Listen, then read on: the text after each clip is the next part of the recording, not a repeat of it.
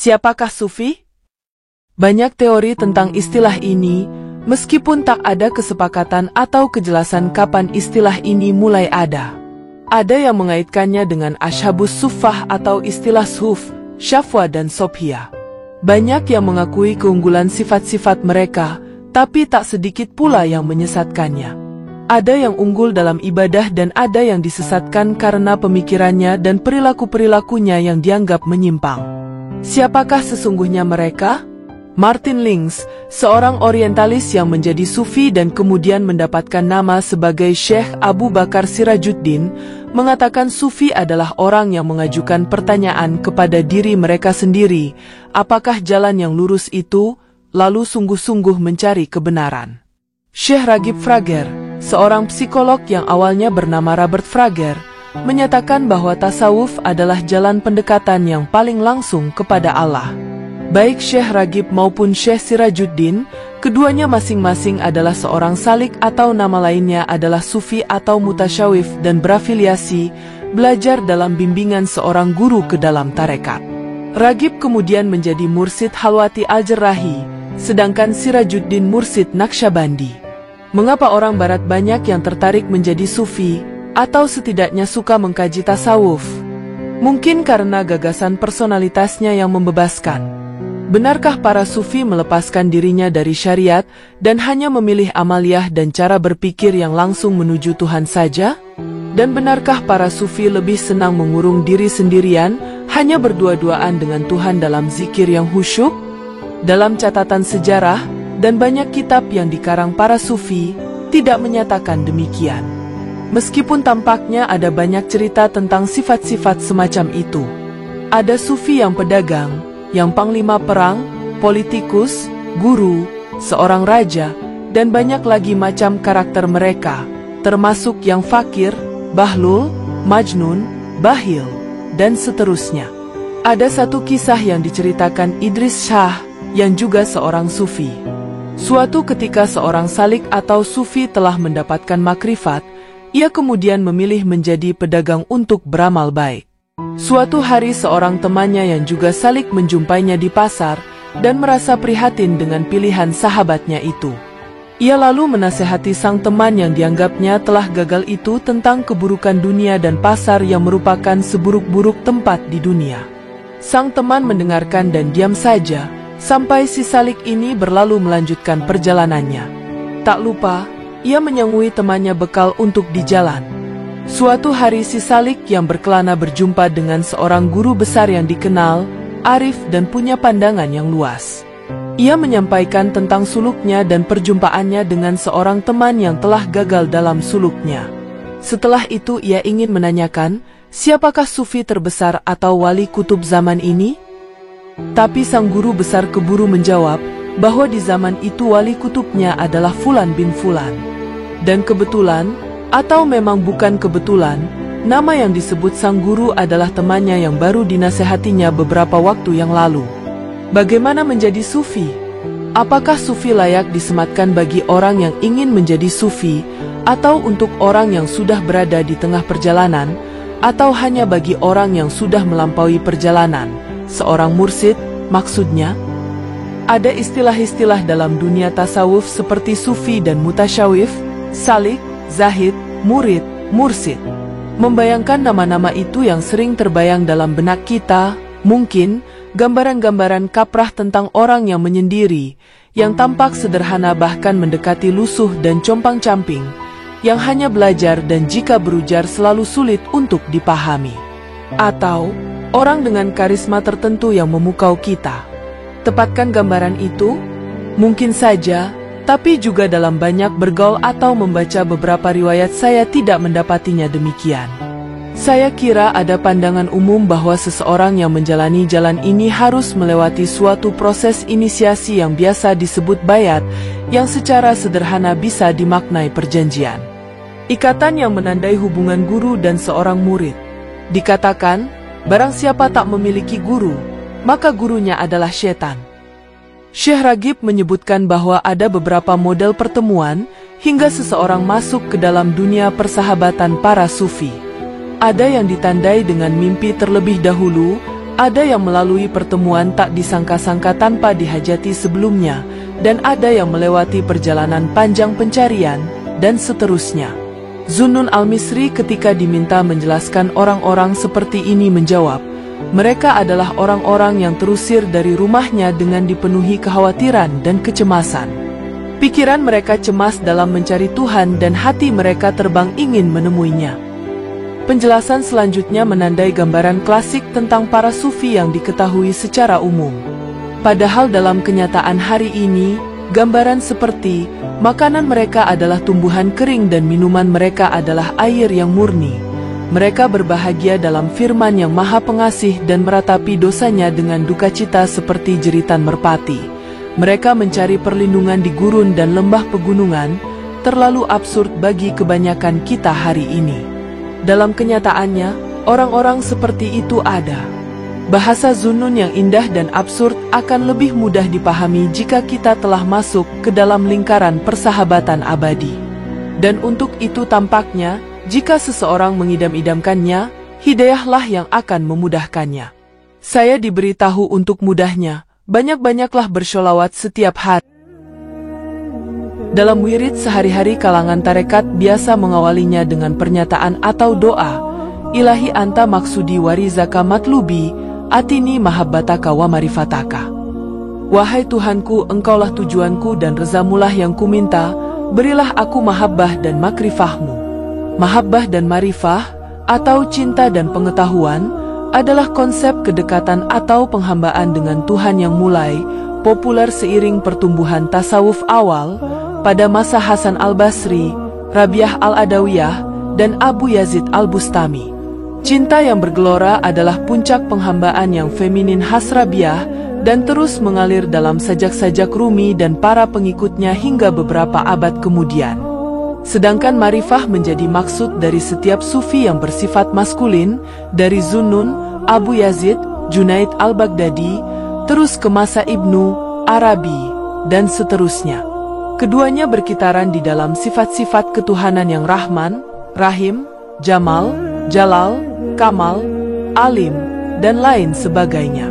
Para sufi berharap dapat mendekat kepada Allah sedekat-dekatnya, bahkan lebih jauh, menyatu dengan Tuhan atau dengan sifat ketuhanan yang ada.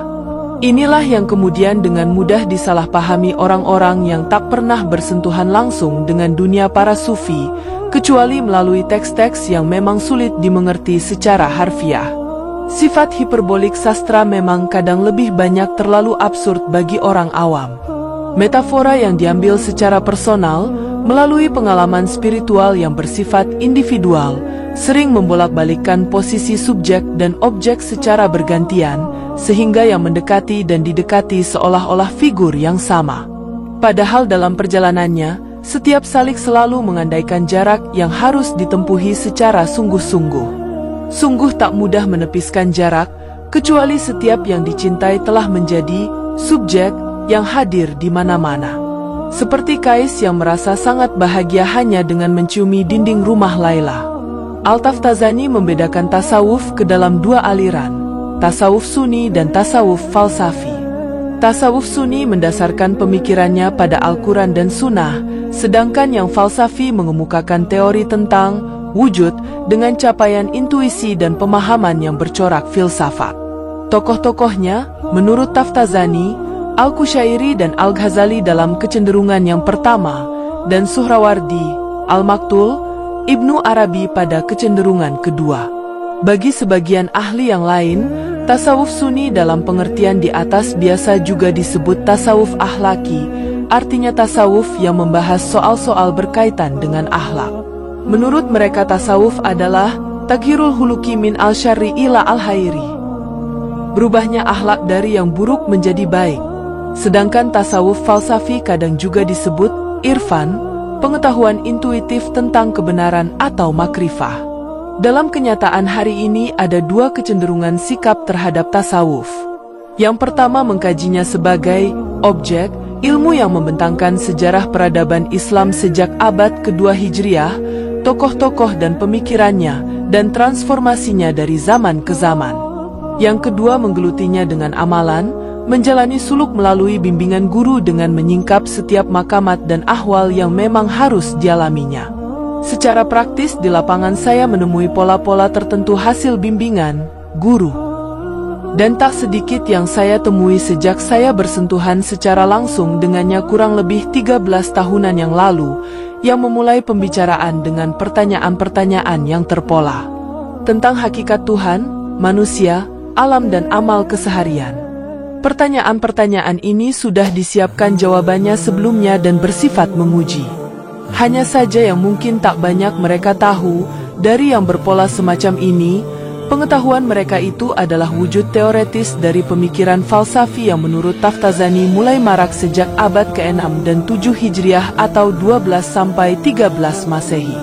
Memang tekanan mereka pada pengetahuan hakiki itu mereka sebut yang terimplementasi pada praktek langsung, sehingga istilah teori sering dicibir seperti dalam iklan sampo zaman dulu.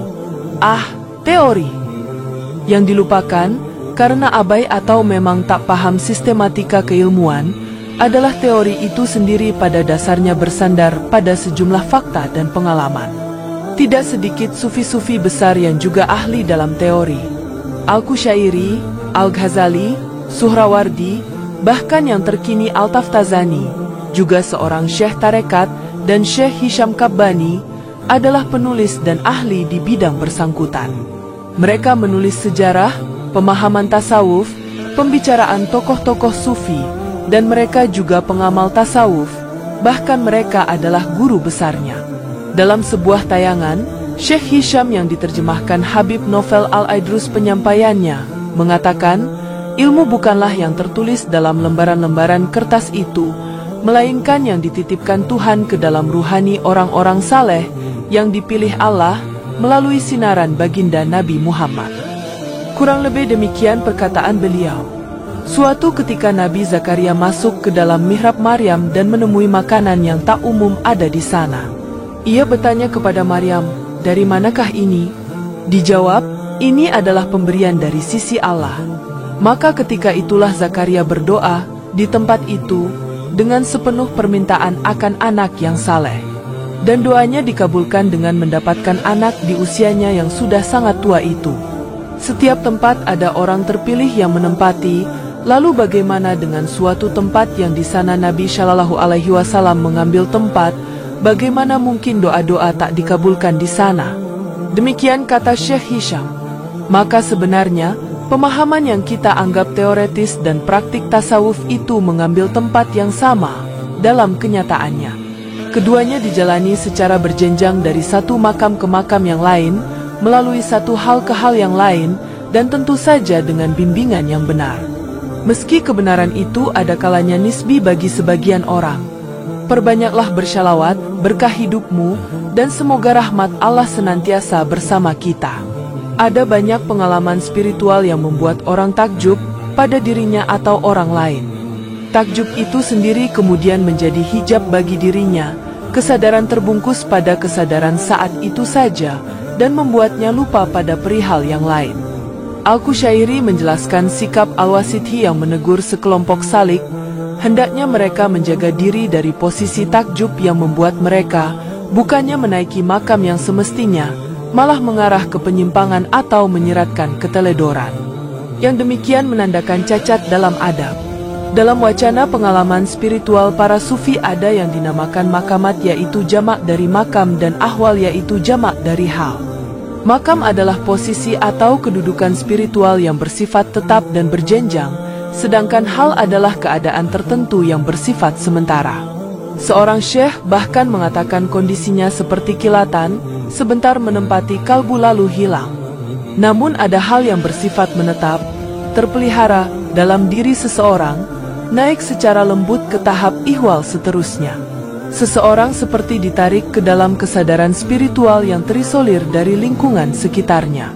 Sikap dan keadaannya menjadi aneh bagi dalam pandangan tasawuf manusia memang bukan sekadar struktur badan dan bangunan yang jelas terindera, namun juga terdiri dari kesadaran ruhaniah yang tak hanya bersifat psikis namun lebih dalam lagi. Spiritual atau maknawi. Makna juga berkaitan dengan kesadaran intelektual sekalian imajinal atau hayali. Dalam perbincangan sehari-hari mungkin kita pernah mendengar seseorang tiba-tiba membuka pembicaraan tentang hakikat diri. Dulu di depan gang setia kawan klien saya sering mendengar pernyataan seperti itu, yang bicara paman sendiri. Yang lain lalu menimpali. Persis, seperti timpakul yang melompat dari batang ke dahan atau kaleng kosong yang mengapung dan, bila salah lompat, tenggelam.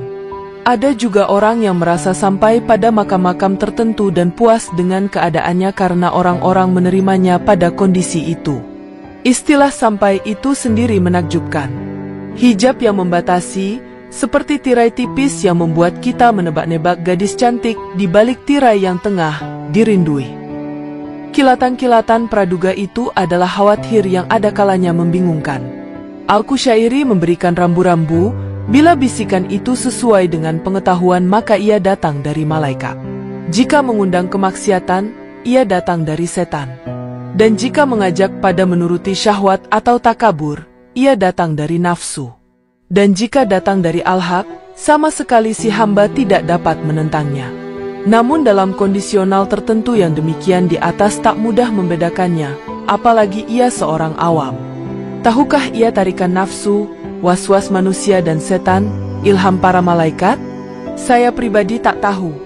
Dalam kondisi kita mengayuh perahu di sungai yang panjang, ada kalanya tarikan arus begitu kuat sehingga kita berjuang sedemikian rupa, dan ada kalanya arus tenang melenakan kita lalu sabetan buntut buaya menjatuhkan kita. Tenggelam, hilang, cacat dalam adab yang sesungguhnya. Bertanyalah pada guru yang tulus, karena para sufi bilang seorang salik yang tak berguru maka setanlah gurunya. Berselawatlah pada baginda Rasul, berselawatlah. Sungguh Allah sebaik-baik pemberi pertolongan.